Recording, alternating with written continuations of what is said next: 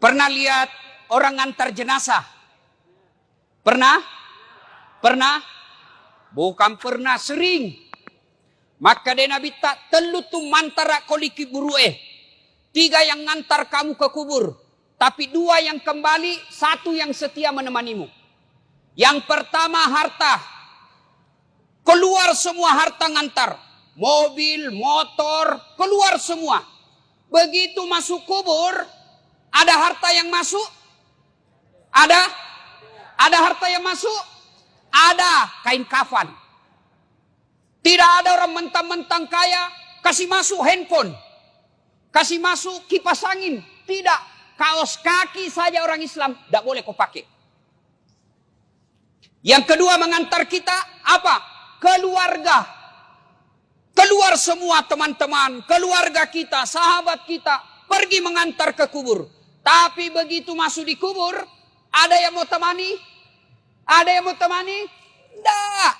Meskipun bapak kalau meninggal istrinya, meskipun sayang sama istri, mau masuk di kubur. Nabi bilang, kemanapun kau pergi, aku akan mengikutimu. Gunung kan kudaki, lautan ku seberangi, masjid kau lewati. Masuk di kubur, ada yang mau temani? Tidak. Yang ketiga kata Nabi, yang mengantarmu amal. Inilah yang akan mengikutimu kemanapun kau pergi. Masuk di kubur, dia akan masuk. 2 jenis amal. Amal kebaikan, amal keburukan. Masuk. Taman iki buru ditimbun. Pak, ada perantau di sini? Ada dari Sulawesi? Coba angkat tangan. Oh, banyak-banyak. Ada dari Jawa? Banyak. Ada orang Banjar?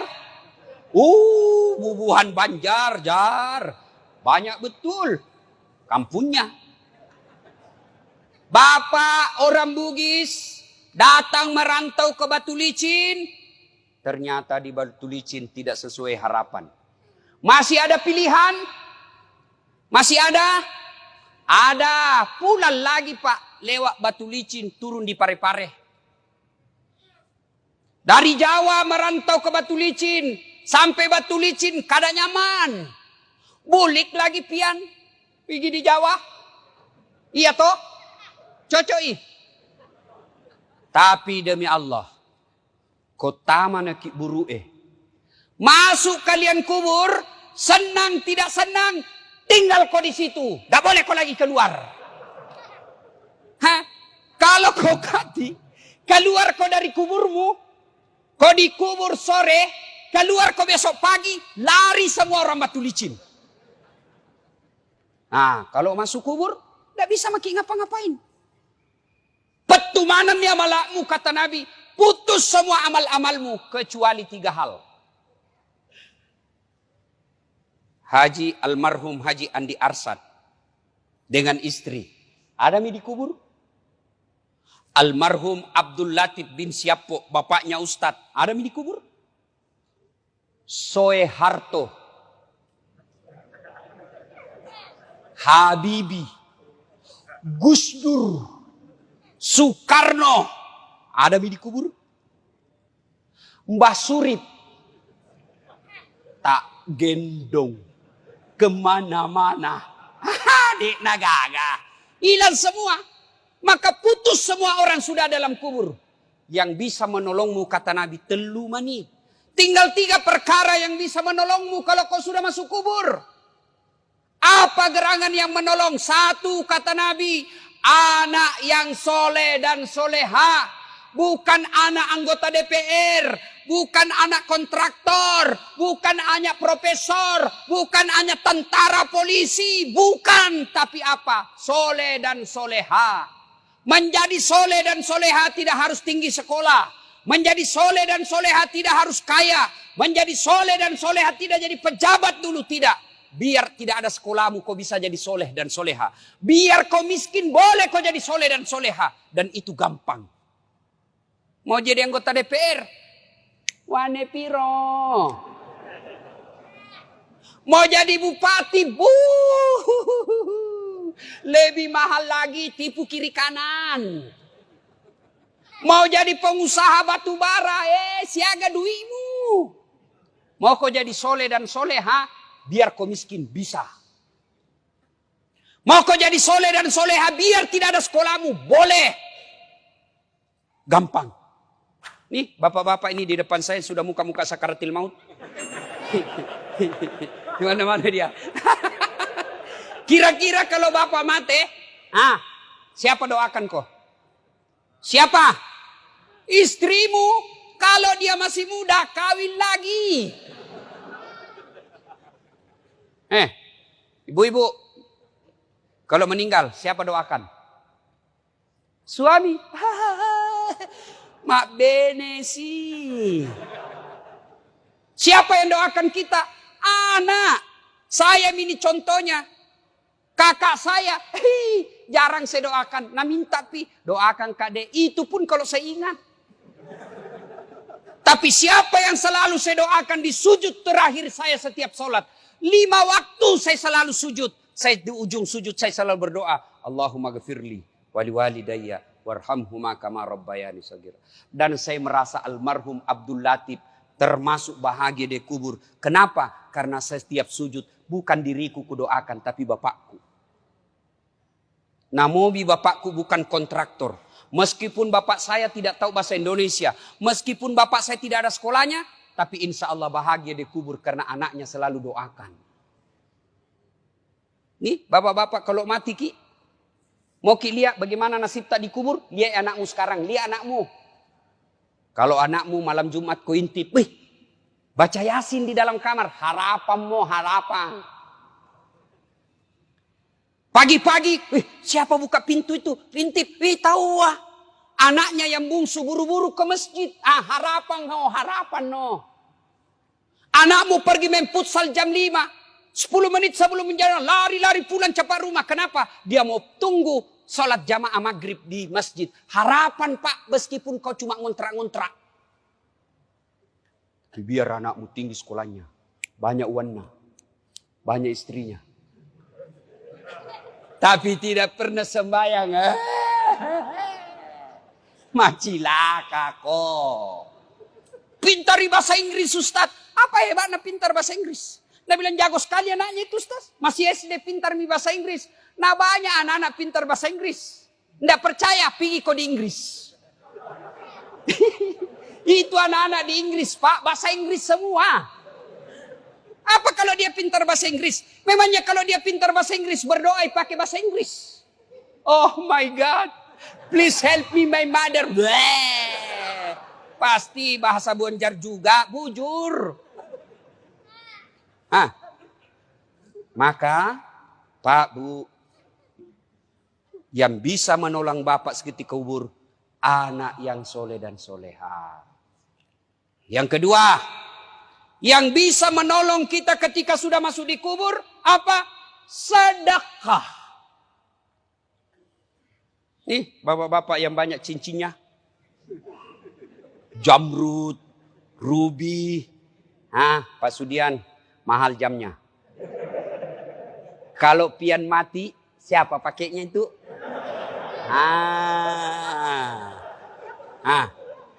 Untung tidak ada ibu-ibu di sini. Saya bilang sama ibu, halo ibu-ibu ini istri-istri orang kaya. Kalau kau mati siapa yang pakai cincinmu? Siapa yang pakai gelangmu? Siapa yang pakai kalungmu? Siapa yang pakai antingmu? Siapa yang pakai berlian dan emasmu? Dia teriak, anakku Ustaz, pret. Bukan anakmu yang pakai, siapa? Istri kedua. Karena suamimu pasti kawin lagi. Dia dengar istriku, mamanya cek. Dah dengar ini ceramahku, nah lihat di YouTube. Pulang nah panggil Kak Ustaz. Jadi nanti kalau mati Kak, mau ki kawin lagi. Saya bilang sini kau sayang. Saya kasih tahu kau baik-baik sayangku. Jangankan kau mati, masih hidup kau saja. Nah saya selalu berpikir kawin lagi. Apalagi kau mati no way. Tidak. Maka bapak-bapak, jangan kau berharap nanti anakmu yang sedekah. Jangan. Lebih baik kau sedekah memang di sekarang. Di Sulawesi Selatan, mohon maaf kalau ada keluarganya di sini. Ada yang namanya Haji Andi Sose. Ketua Legiun Petran, sudah arwah sekarang. Beliau kalau saya tidak salah 99 tahun meninggal atau lebih 100 tahun. Tidak pernah kita dengar sakit. Tidak pernah dihina orang. Tidak pernah kita dengar cerita jelek. Hebatnya 165 masjid dia bangun di Sulawesi. Kalau Bapak ke Sulawesi Selatan, ada Bapak lihat masjid 45, itu beliau yang bangun. Kira-kira di Batu Licin ini, Tanah Bumbu, ada orang membangun 165 masjid. Tidak ada pipa.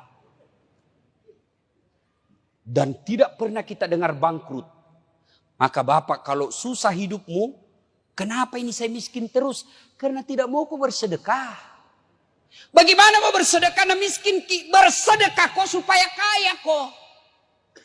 Yang kau tunggu kaya baru bersedekah. Sedekah itu tidak selalu fulus. Ada masjid dibangun. Ada dengar di komplek kita masjid dibangun. Sedekah kau. Yang kaya sedekah kau dengan semen, besi, tembok, semen. Yang pejabat sedekah kau dengan tanda tanganmu. Yang tidak punya jabatan, yang tidak punya uang, sedekah kau dengan tenagamu, pergi kau angkat semen. Saya tidak kaya, tidak pejabat, tidak kuat Ustaz, tapi saya mahasiswa, sedekah kau dengan otakmu. Pikir bagaimana supaya ini, pikir ini. Ustaz, saya pandai menggambar, nanti saya gambarkan. Saya pandai ada ketik komputerku, saya ketik undangannya. Itu sedekahmu. Saya bukan pejabat, saya bukan orang kaya, saya bukan mahasiswa, saya tidak punya tenaga kerja keras. Apa sedekahmu? Diam kau. Jangan kau banyak bicaramu. Ada juga itu tidak pernah datang berjamaah, tidak pernah nyumbang, tidak pernah ikut rapat. Mak kau bawa nolah cilaka. Ya mega bicara. Sedekah Pak. Bapak-bapak ini terutama kita yang sudah tua. Sedekah Pak. Demi Allah kalau Bapak sudah masuk kubur. Menantinya bukan 1 tahun kau dikubur. Bukan 100 tahun kau dikubur. Tidak balik-balik mako. Mondronok kau tu. Dena gagamu lisu. Sedekah Pak. Ada orang tidak mau sedekah pada luannya banyak. Apa nak pikir? Anakku kasihan. Bagaimana nanti? Anakmu lentongi rezekinya. Enak sekali tuh anak. Dikasih sekolah. Dikasih menikah. Dibelikan rumah. Lahir cucunya kita lagi akekai. Dibelikan lagi mobil cucu. Dikasih sekolah lagi cucunya. Iya kalau nak ingat kok. Kalau mati kok. Anak lentongi rezekinya. Yang penting anak kasih sekolah. Sudah kasih sekolah, ada rezekimu, kasih modal kerja. Jangan mau kau urusi rumahnya, biar ton dia urus. Enak sekali dia jadi anak kalau semua mau diurus. Yang wajib kamu ikuti terus sampai ajalnya, nasihatnya.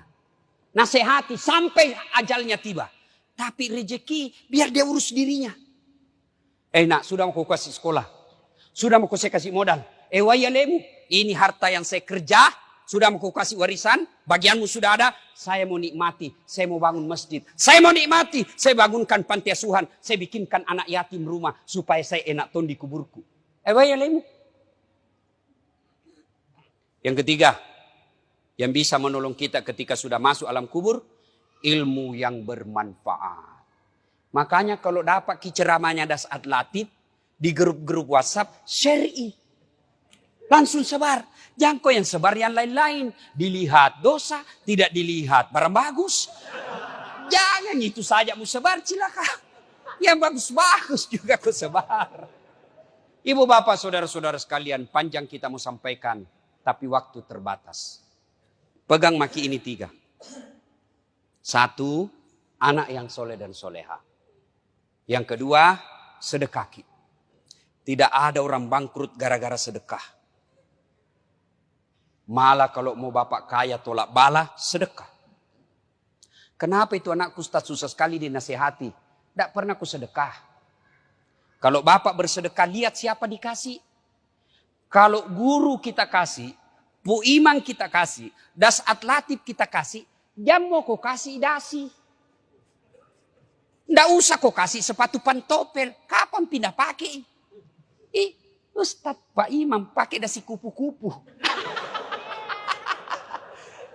Apa kasih Bu Imam? kasih sarung dengan amplop.